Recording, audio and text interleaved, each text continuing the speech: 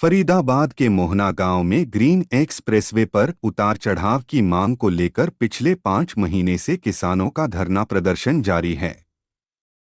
होली के दिन भी आज प्रदर्शनकारी किसानों ने भाजपा प्रत्याशी केंद्रीय मंत्री कृष्णपाल गुर्जर की 13वीं मनाई और किसानों ने लोगों से फरीदाबाद से भाजपा प्रत्याशी कृष्णपाल वोट न देने की अपील की।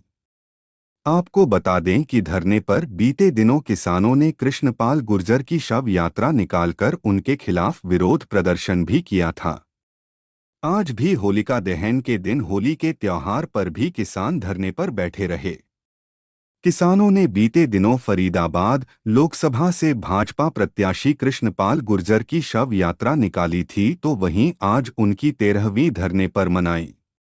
किसान नेताओं ने भाजपा प्रत्याशी कृष्णपाल गुर्जर के खिलाफ जमकर भड़ास भी निकाली।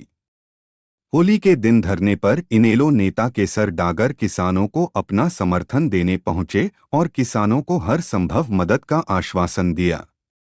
साथ ही केसर डागर ने भाजपा सरकार पर जमकर निशाना भी साधा। आपको बता दें कि किसान मोहना गांव के निकट ग्रीन एक्सप्रेसवे पर उतार चढ़ाव के कट की मांग को लेकर डटे हुए हैं, किसी भी कीमत पर धरना प्रदर्शन खत्म नहीं करना चाहते और सरकार के खिलाफ आर पार की लड़ाई के मूड में हैं और लोकसभा के चुनावों में भाजपा प्रत्याशी का विरोध कर रहे हैं। क्योंकि किसानों का आरोप है पूर्व केंद्रीय राज्य मंत्री व भाजपा प्रत्याशी कृष्णपाल गुर्जर ने उनकी मांग पर कोई सुनवाई नहीं की, जिसको लेकर किसानों में रोष व्याप्त है। किसानों ने बताया कि हमारी जमीन ले ली गई। प्रदेश के पूर्व मुख्यमंत्री मनोहर लाल ने भी मोहना में जेवर हाईवे पर कट देने को मंजूर किया था, लेकिन गंदी राजनीति के चलते इस कट को अभी तक मंजूरी नहीं मिल पाई है, जिसके चलते किसान पिछले 5 महीने से धरने पर बने हुए हैं और भाजपा प्रत्याशी कृष्णपाल गुर्जर का अहंकार सिर चढ़कर बोल रहा है। वह पीएम मोदी के नाम पर वोट मांगते हैं, जबकि उन्होंने लोकसभा इलाके में कोई अपना काम नहीं किया। हम सबको एक साथ मिलकर उनके खिलाफ वोट करनी होगी ताकि भाजपा को करारी हार का सामना करना पड़े और इसका अहंकार चकनाचूर होगा। और हम लोग लगातार तपस्या कर रहे हैं। हमारी कितनी बार मुलाकातें हुई हैं स्वर्गीय श्री कृष्णपाल गुर्जर जी के से, लेकिन पहले वो 1.5 साल से गोली पे गोली दे रहे थे। 15 अक्टूबर से पहले जब 8 अक्टूबर को उन्होंने हाथ खड़े कर दिए और अपने छाती में हाथ दे के मारा कि मैं हर गांव गांव कट नहीं दे सकता। अरे भाई ये बताओ, और गांव गांव सुविधा नहीं दे सकते तो वोट क्यों मांगी थी? 6.5 लाख की वोटों से विजयी किसने बनाया था? आपकी, हमारी और यहाँ के क्षेत्र की जनता ने ही उन्हें विजयी बनाया था।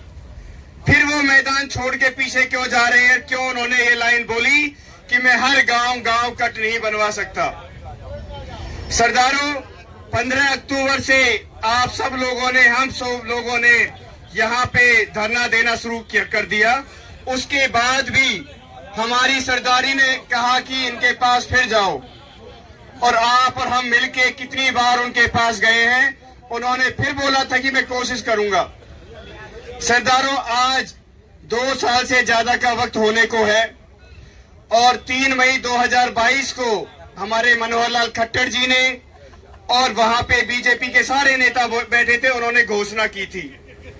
तो सरदारों, अब आप सब हम लोगों ने मिलके 17 मार्च को इनकी शव यात्रा निकाली है पूरे ढोल नगाड़े के साथ, क्योंकि जब 162 दिनों से बीजेपी का कोई प्रतिनिधि हमारे बीच में नहीं आया और ये काम तो स्वर्गीय श्री कृष्णपाल गुर्जर जी को करवाना था, उन्होंने ये काम नहीं करवाया, तो उनकी शव यात्रा निकाली पूरे ढोल नगाड़े के साथ। सरदारों, वो हमारे लिए मर चुके हैं।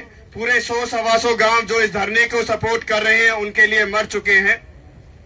और आगे जब भी वो वोट मांगने आए तो बोल देना जी यहाँ आने की जरूरत नहीं है। जब तुम छाती में हाथ डाल के बोल सकते हो कि मैं हर गांव में उतार चढ़ाव नहीं बनवा सकता और मेरे में इतना दम नहीं है कि मैं यहाँ की सरदारी की सेवा कर सकूं, तो अपने घर बैठ जाओ,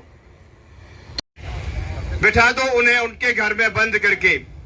सरदारों, आप लोग सब जानते हो 14 तारीख को 14 जनवरी को मकर संक्रांति के दिन हमारे जो पाल के पंच हैं जयनारायण जी ने हमारी बात रखी थी मीत्रौल के पास, जहां पे ये हमारे मंत्री जी आए हुए थे। तो मंत्री जी ने बहुत लंबा भाषण दिया, बहुत सारे काम गिनाए और वो सारे काम मोदी जी के गिनाए। उन्होंने अपना एक काम नहीं गिनाया जो उन्होंने 10 साल में किया हो। तो सरदारों, ऐसे आदमी को, ऐसे नकारा आदमी को की क्या जरूरत है हमें सांसद में भेजने की? हमें वही उसी तरह का आदमी यहाँ से सांसद में भेजना है जो काम करे, दुख दर्द में हमारे और आपके बीच में आके बैठे। सरदारों, चंदावली का जो धरना हुआ है वो भी स्वर्गीय श्री कृष्णपाल गुर्जर जी की देन है। और सरदारों, जो मिंडकौला में भी जो धरना हुआ था वो भी स्वर्गीय श्री कृष्णपाल गुर्जर जी की देन था। सरदारों, तो ऐसे आदमी का अगली बार से सूपड़ा साफ कर देना, और हमारी एक एक वोट से ही ये लोग बनते हैं, इसमें जरा भी सोचने की जरूरत नहीं है। इन्होंने तो 2019 में भी बोला था हरियाणा में कि अब की बार 75 बार, और ये 2024 में भी बीजेपी सरकार बोल रही है अब की बार 400 पार। सरदारों, आप और हम चाहें तो इन्हें 200 से नीचे रोक के खड़ा कर देंगे। सरदारों, चारों तरफ देख लो, इन्होंने एक काम नहीं गिनाया है हमारे बीच में। डॉक्टर साहब, यहाँ मोहना में कट की मांग को लेकर आपके खेत की कीमत देखो, इस सरकार की बेकायदगियों के से हर इंसान, हर वर्ग दुखी है, क्योंकि साल भर का त्योहार है। इस त्योहार पे हर इंसान अपने घर पे अपने बच्चों के साथ त्योहार मनाता है। ये हमारी और किसानों की मजबूरी है कि जो मजबूर होकर यहाँ बैठे हुए हैं, क्योंकि सरकार गूंगी बहरी है। हम कट की एक मांग कर रहे हैं, जबकि मुख्यमंत्री जी पनेड़ा गांव में आए थे, वो यहाँ कहकर गए थे, बोल कर गए थे मैं मोहना गांव में कट दूंगा, और मुख्यमंत्री जी अपने वायदे से मुकर गए हैं। और इसलिए यह त्योहार के दिन भी 165-64 दिन से धरना चल रहा है, और आज त्योहार है, होली का त्योहार है, फिर भी लोग यहाँ बैठे हुए हैं। तो ये इस सरकार को समझना चाहिए, जनता जनार्दन होती है, जनता को इस तरीके से सड़कों पर, रास्तों पर नहीं बिठाना चाहिए। जैसे किसान बॉर्डरों पर बैठे हैं, यहाँ धरने चल रहे हैं, इन धरनों से निजात दिला के सरकार को, अब तो चुनाव आचार संहिता लग गई है, अब तो ये लोग आएंगे कि वे झूठे वादे करेंगे, हाथ दिलाएंगे, कट दिलाएंगे, ये फसल का ये रेट देंगे, बाकी ये कुछ नहीं कर पाएंगे। ये एक झूठे वादे हैं, ढकोसले हैं, एक वोट लेने का, मतदाता को छलने का एक तरीका है। कट मिल जाता तो क्या भला होगा इलाके? इस कट को मिलने से हमारे जो युवा साथी हैं, जो युवा हमारे जो बच्चे हैं, उनको रोजगार मिलेंगे। जब उनको रोजगार मिलेंगे तो हमारा देश, हमारा प्रदेश, हमारा हल्का, हमारा गांव, हमारा भाईचारा तरक्की करेगा। क्योंकि ये कट मिलने से हमें इतना फायदा होगा कि जैसे कि अब हम दूर के घूमकर जाना पड़ेगा एयरपोर्ट हर इंसान नहीं जाता, हमारे किसान भाई नहीं जाते। हमें तो सिर्फ हमारी मांग ये है कि यहाँ कट मिल जाए तो हमारे बेरोजगार युवा साथियों को रोजगार मिल जाएगा, क्योंकि ये सरकार ने तो रोजगार दिलवाया नहीं, बाकी कट मिलने से हमारे यहाँ के इलाके के बच्चों को रोजगार मिलेगा। जमीन के रेट भी अच्छे होंगे, जमीन के रेट भी बढ़ेंगे, अंडरस्टूड है, वो तो जमीनों के रेट भी बढ़ेंगे, इंडस्ट्री आएंगी, लोग तरक्की करेंगे।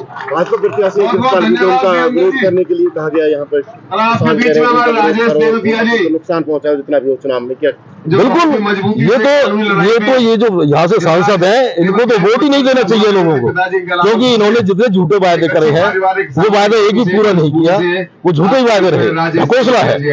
और जैसा कि अब पूरे क्षेत्र में, पूरे लोकसभा क्षेत्र में इनकी खिलाफत है, और अब की बार मतदाता इनके लुभावने वायदों में नहीं आने वाला है।